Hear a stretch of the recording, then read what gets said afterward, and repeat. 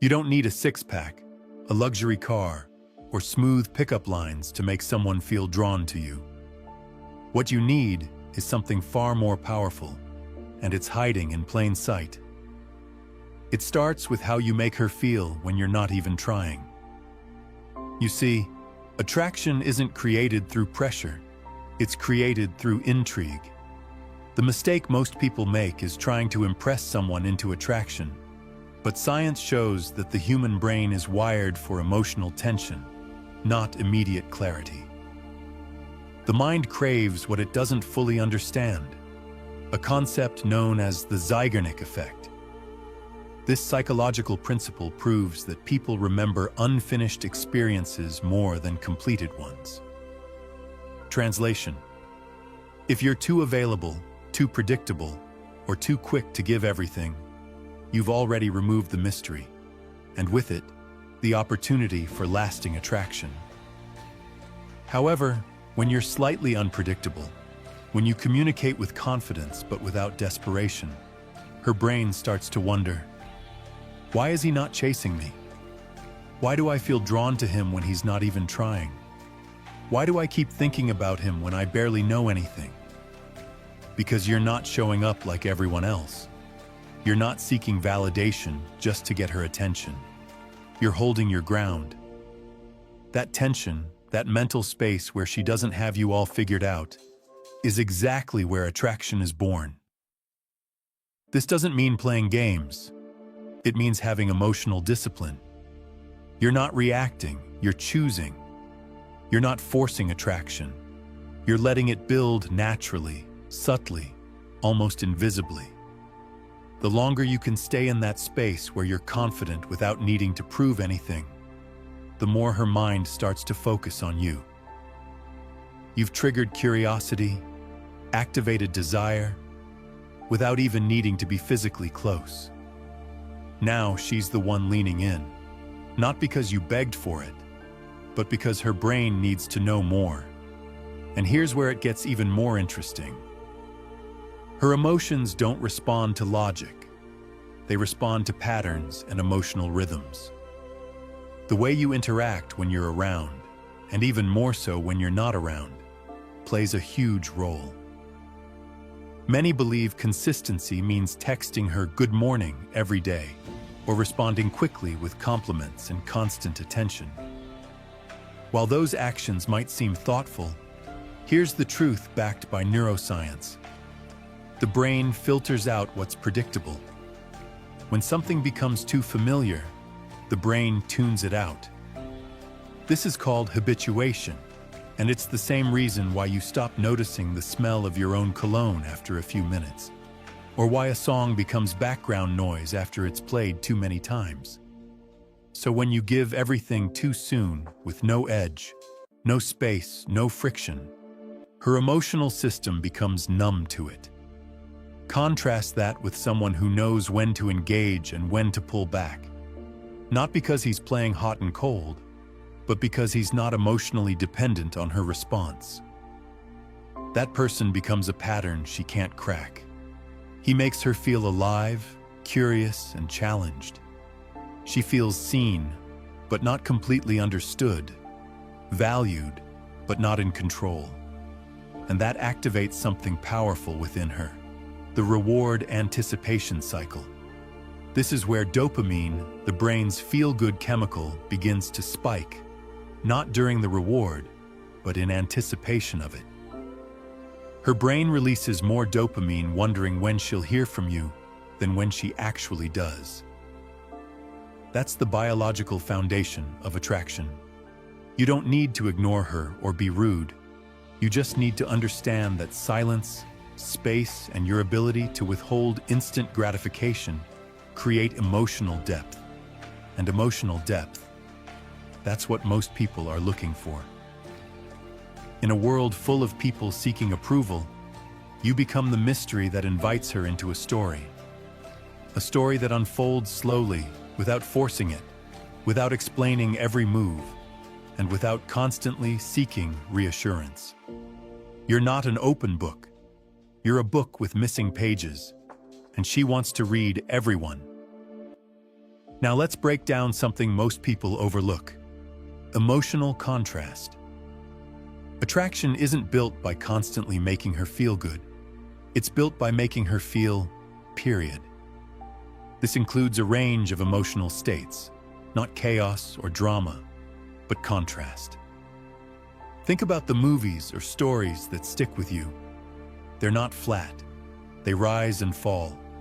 They make you feel tension, relief, mystery, excitement, loss, and resolution. That same storytelling arc applies to relationships. When someone becomes drawn to you, it's because you've created emotional depth. She doesn't just feel happy around you. She feels seen. She feels slightly off balance in the best way, and she feels challenged without being judged. Why?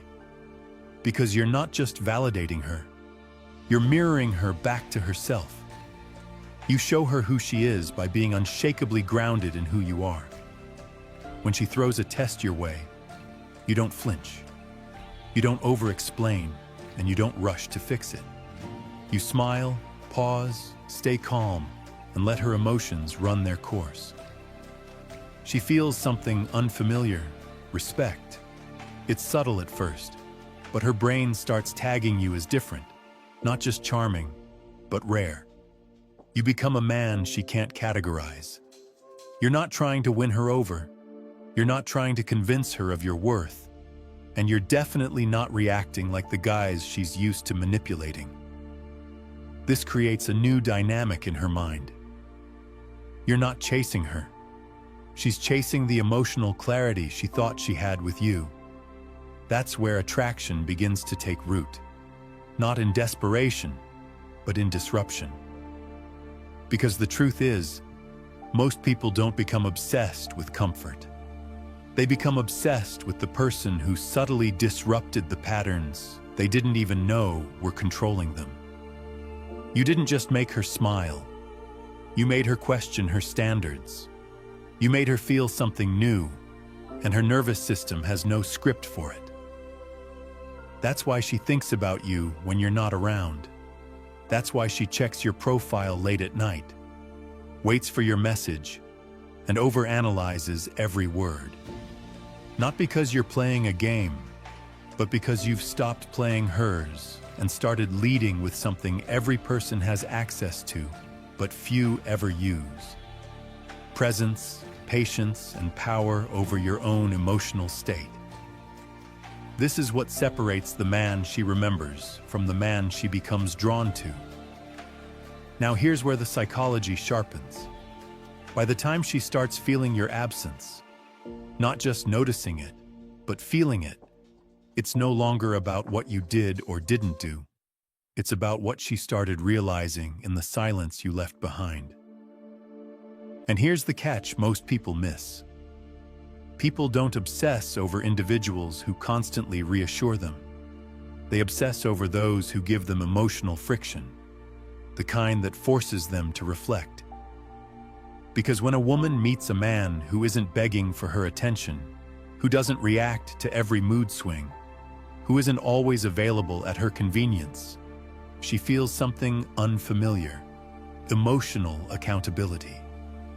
You're no longer rewarding bad behavior with more attention. You're no longer stepping in to soothe her whenever she pulls away. Instead, you're creating a healthy distance that lets her do the emotional lifting.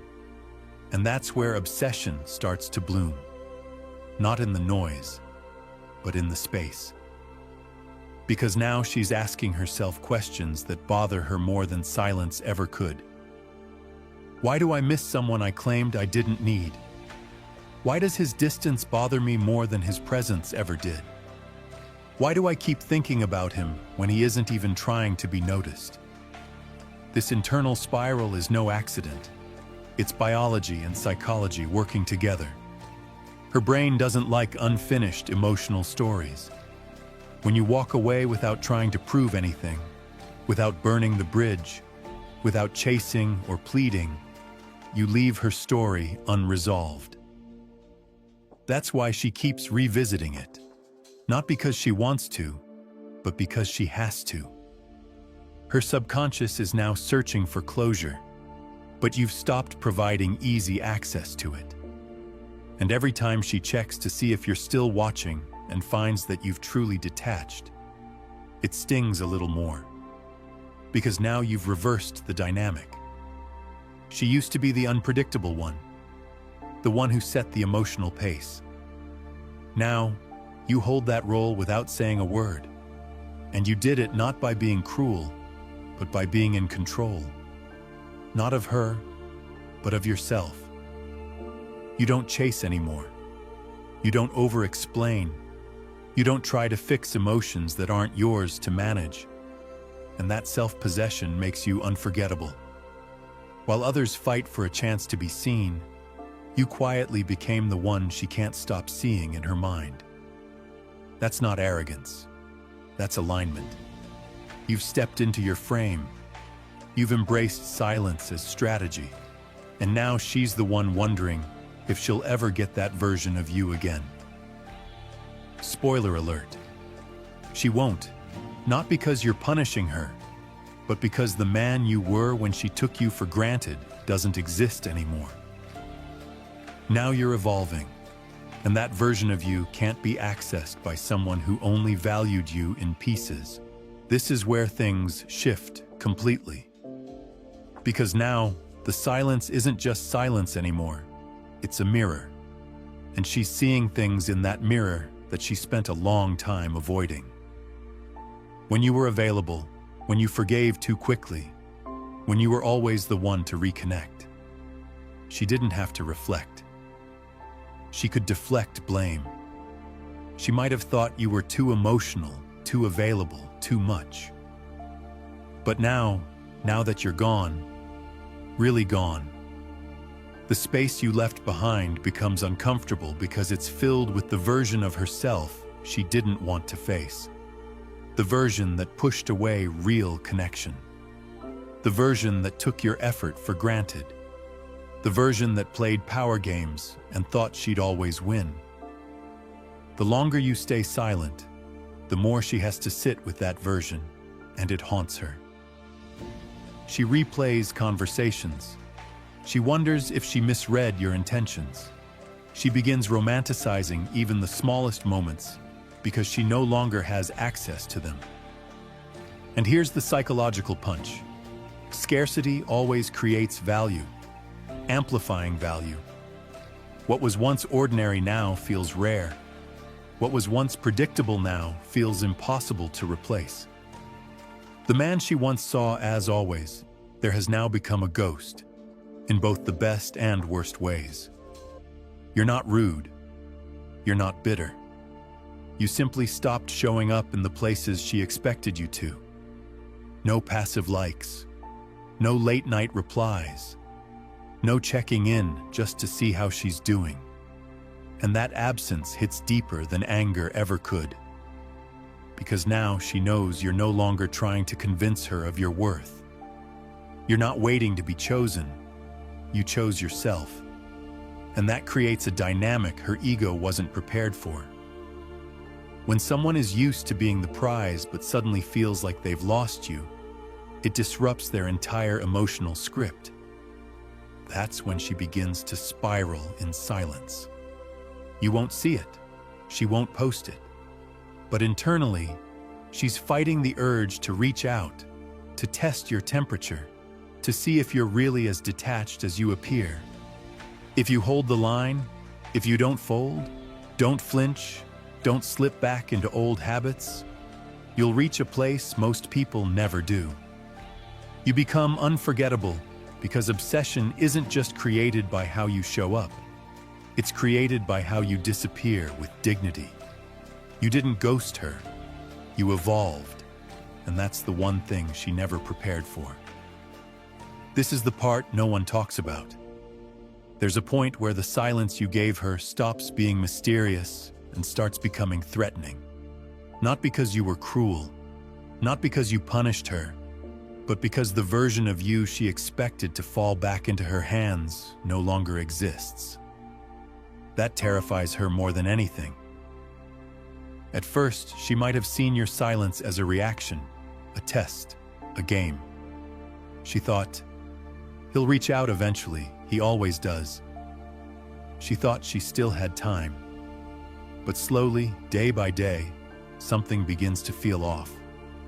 She notices that you're no longer orbiting around her mood swings. You're no longer emotionally checking in to make sure she's okay. You're no longer giving her a reaction.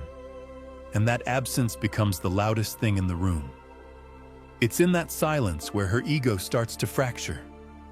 Because if you're not chasing her anymore, if you're no longer trying to prove your worth, if you're out there living, laughing, breathing without her, then she has to face the reality she never saw coming. She may have overplayed her hand. All this time, she thought she was irreplaceable. She thought no matter what she said or did, you'd always come back. You always did before. But now, you've gone quiet. Not passive-aggressive, not angry, not bitter, just steady, calm, and unbothered. And that calmness drives her wild because it tells her everything she didn't want to believe. You didn't need closure. You didn't need validation. You just needed clarity. And once you got it, you left the door wide open behind you, but didn't turn around to check if she was following. That's when she starts remembering the details. Your voice, your presence, the way you looked at her when you weren't trying to impress anyone, the way you listened. And now those memories hit harder because there's no new version to compare them to. Every new person feels hollow, forced, and like a distraction. She scrolls, she laughs, she distracts herself. But late at night, when it's quiet again, she remembers. And the memory of you no longer feels like a win. It feels like a loss. A quiet, slow-burning loss she never expected to feel. And that's when she realizes she didn't just lose your attention. She lost access to the version of you that wanted her. And that's a storm she'll never admit to anyone. But it's already begun. And all you had to do was nothing. You focused on yourself. You didn't retaliate. You simply rose silently, but with presence. And now the silence she once saw as a strategy has become a consequence. Closing call to action. If you've watched this far, drop a comment below. I don't chase, I attract. Let her wonder. Let her feel it. Let her learn the hard way what it means to lose a man who finally remembered his worth.